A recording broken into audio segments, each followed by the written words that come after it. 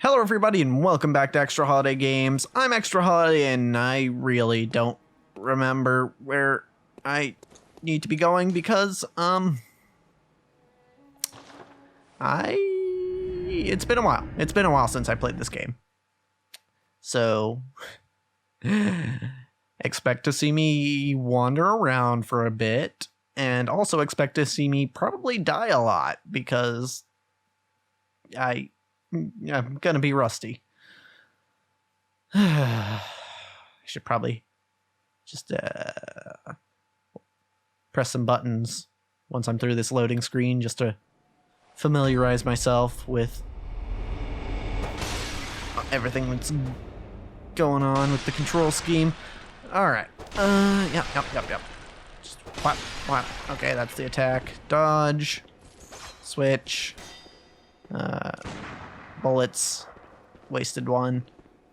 I think I don't want to do it now because I don't want to waste too much, but the triangle was heal if I remember right, so we're just gonna... Alright, X is interact. Was there anything else out here that I missed? I feel like I got everything out here. I probably should have watched my last episode before I started playing this again, because... yeah, it's been quite a while. I played an entire Pokemon DLC between then and now. Ow. I do remember that I can kind of just tank that hit. I'm just gonna kind of wander around, you know. Oh, I don't know if I talked about this. Actually, I don't think no, I did. Did I talk about D&D? I don't remember. Anyway, if I didn't do it, I talked about it in another series. I've been planning D&D for quite a while now, and we're getting very close to actually playing the game at this point.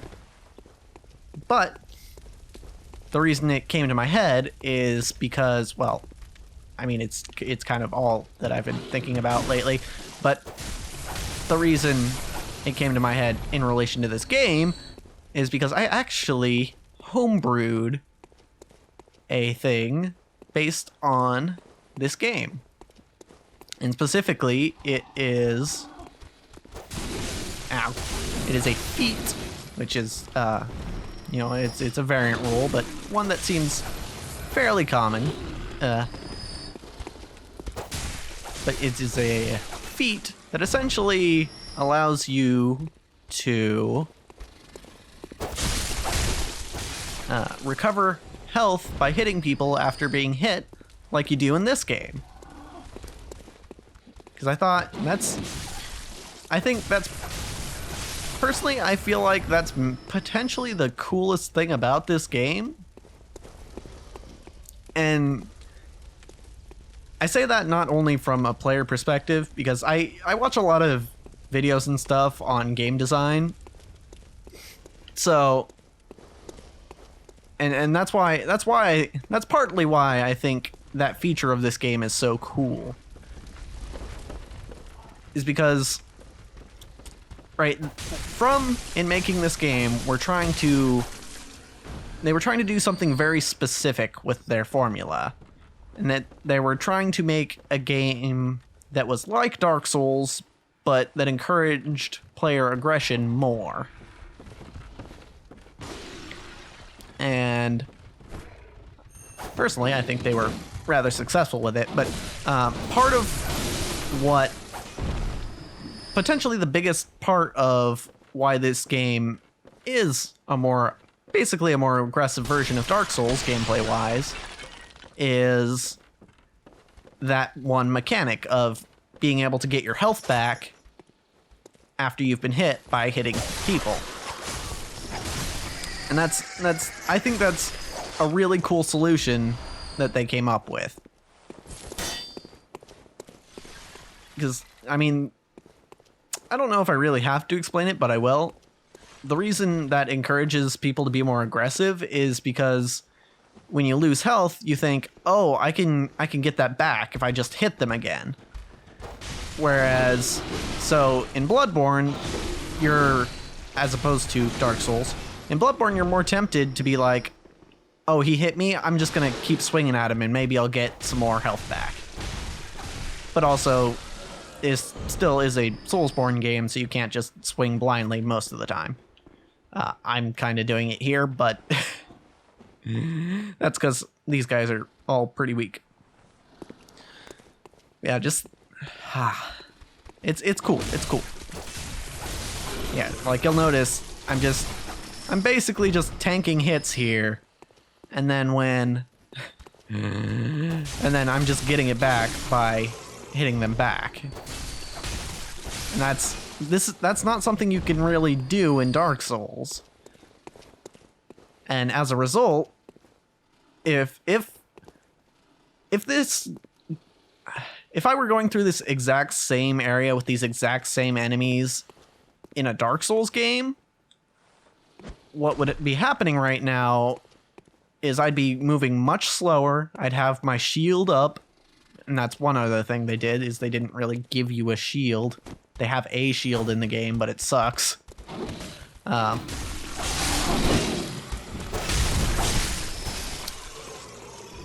I'd be going through this slowly. I'd have my shield up, and I'd be very cautious. I'd be trying not to take hits because every hit I take is potentially an extra drink of the Estus flask, and you only get so many of those between bonfires. So in Dark Souls you want to play slower because you've got limited resources, and your health is a more limited resource, I should say. Maybe I'm not explaining this perfectly, but I'm also doing this on the fly, playing a game that I haven't played in quite a while. But yeah, that's why that mechanic encourages aggressive play, because it essentially gives you more health. Effectively, you have more health if you play aggressive. So, but also not too aggressive, because again, if you just swing wildly at every enemy, you're gonna get your butt handed to you. What was over this way? I do remember opening that gate before. I don't remember if I explored much around here. Yeah, and all this to say, I wanted to transfer that idea of, encouraging a player to play aggressively into D&D.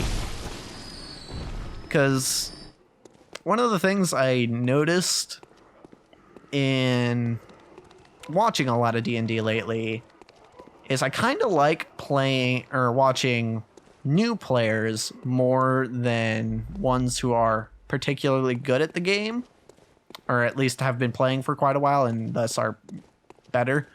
Largely because I like watching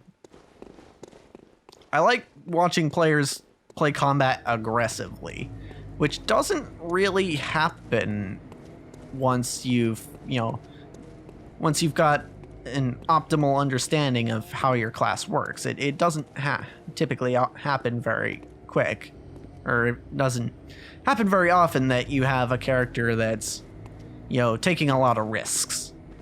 And actually, that's the feat that I made isn't even the only example of me doing that, me encouraging risky behavior in D&D, because also the custom class I made, the Shifter class, based on the abilities of the main characters in Gravity Rush, I also incorporated an element of risk, right? Because there's this, if you didn't know, D&D has fall damage in it, and it's actually pretty intense.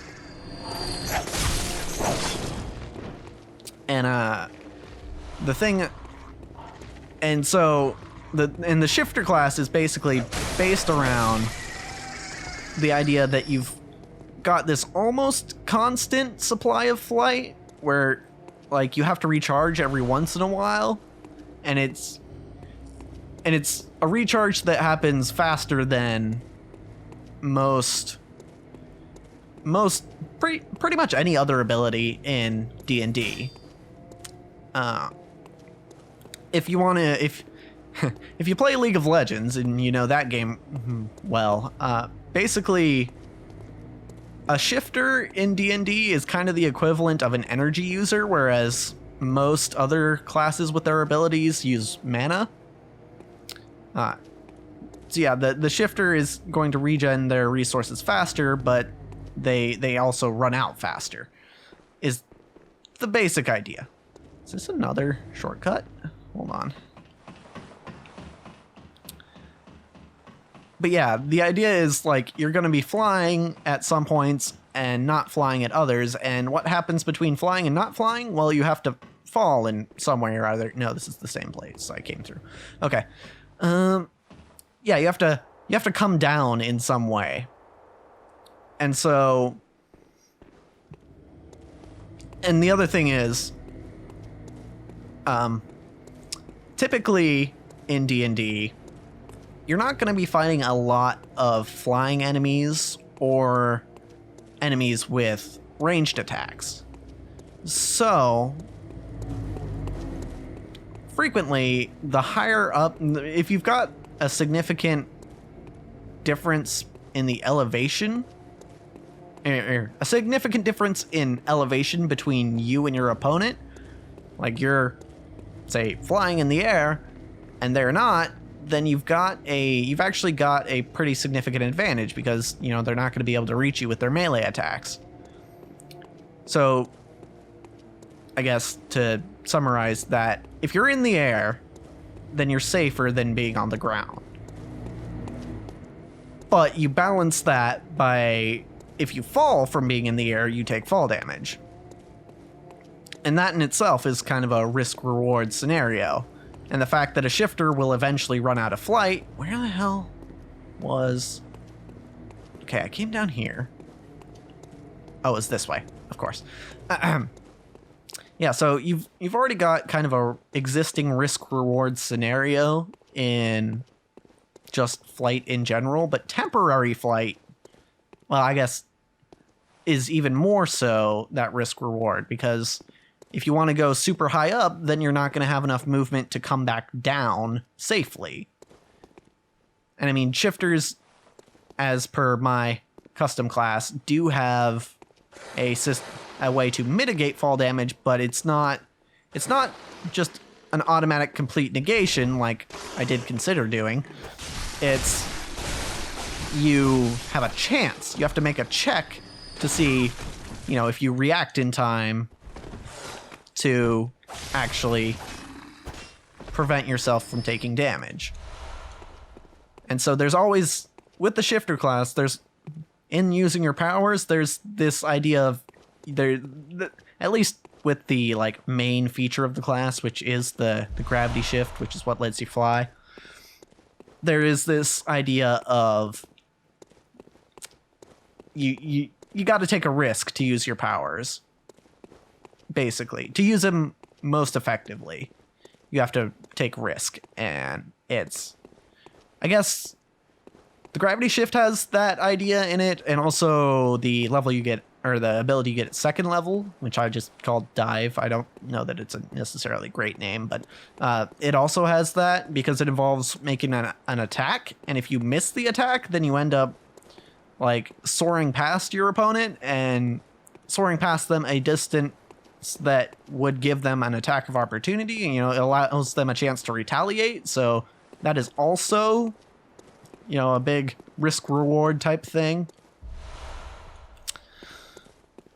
Oh, hi. Where did you come from? Yeah, that's kind of, and I didn't really notice the similarities between the two like major homebrew things I've done so far, but they're both there. But in the case of the shifter, it actually stemmed, I guess in both cases, that actually stems from the game that those abilities are based off of. Hi. Hello, sir. Wow, that was okay. Yeah, both times, because in Gravity Rush, you're not necessarily at a huge risk in flying. I mean, you kind of are, because you end up flying over bottomless pits quite a bit. And it does take you time to recover if you fall from a long distance, but there's no actual fall damage.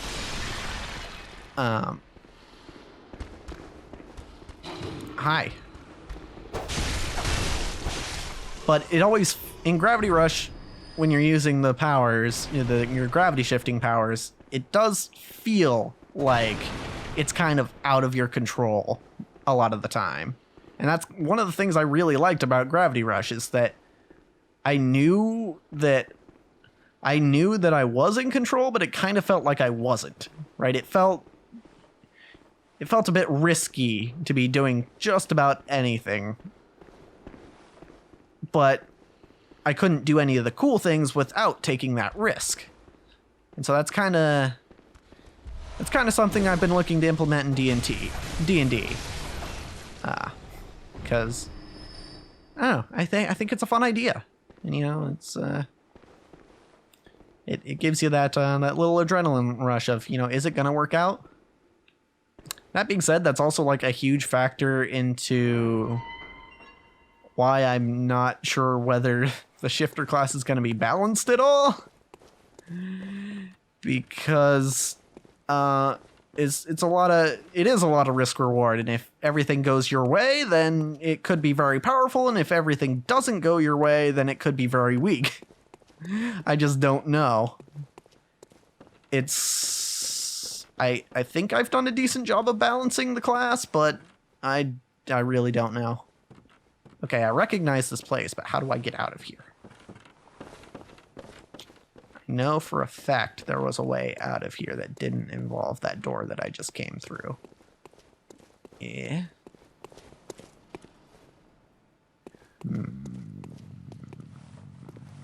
Yeah, I've definitely been down here before. I'm starting to remember some of the stuff in this area.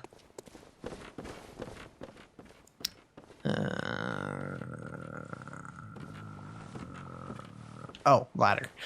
I didn't see the ladder. All right.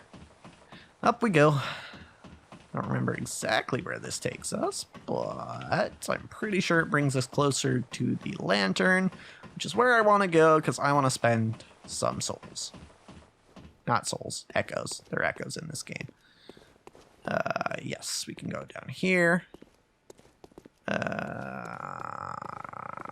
Right. Hi. You're gonna try and escape? Okay, well, didn't need to do that. Hold on. Are these like the little gem bugs in Dark Souls?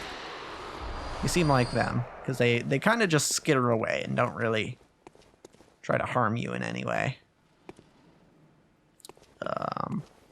But that being said, now I have to circle back around because I fell. It's fine. Alright, hi. I don't really want to fight you.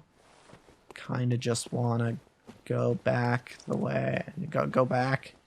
But, I feel you might be in the way, so hi. I definitely could have been sneakier there, but didn't need to, basically. Ow! Thought you guys have poison. That's unfortunate.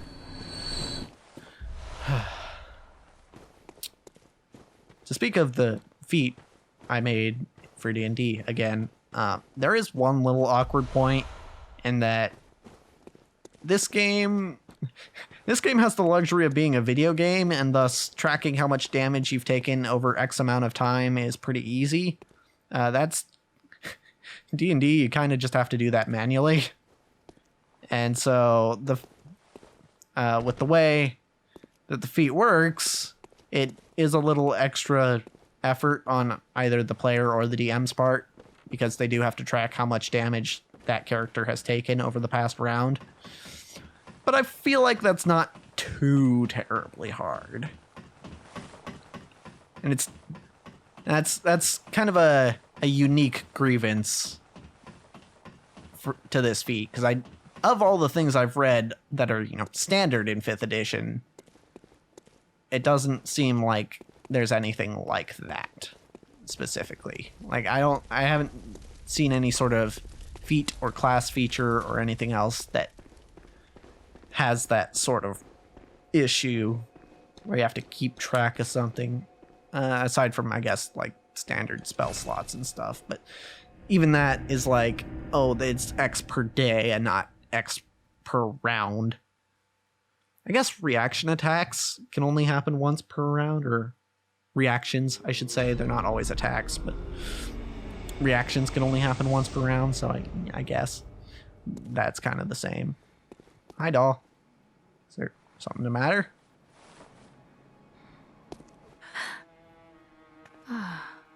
She was sleeping? Home, good hunter. I must have drifted off. So it would seem. What is it you desire? Level, please. I think I have enough. Let me... Yeah, I have enough for almost 2 levels. Okay, so skill will get us 1 damage. And blood tinge will get us nothing. Okay, we're putting it in. Wasn't I gonna put it in something else? Strength doesn't really get us anything. Oh, that's right. I wanted to put points in blood tinge because there was a weapon I wanted to try out. Yeah, okay, so we'll put points in blood tinge for now.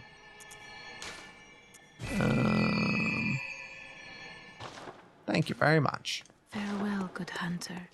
Okay, and then I don't know that I got anything especially great for my weapons, but let's see. The rifle spear. Oh, I can upgrade the hunter's pistol. You know, why not? Let's do that. I could also upgrade the torch. I think I made that joke before, but yeah. Okay, pistol's upgraded. Gem fortification. I don't think I have anything especially great. See, this what I'm looking at here is kind of what I don't like in terms of loot systems, where it's like, oh, here's all these identical things, but they kind of, some of them have different numbers. It's like the main thing I didn't like about Genshin Impact, which I did try, by the way. I think I talked about it in this series. I did try Genshin Impact, wasn't a huge fan. Largely because of its loot system. To me, it feels less like Breath of the Wild, which is what people are comparing it to, and more like just some sort of MMO. I don't really like MMOs all that much. Again, largely because of the loot system.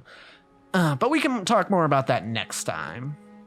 Because as for this episode, that's a wrap.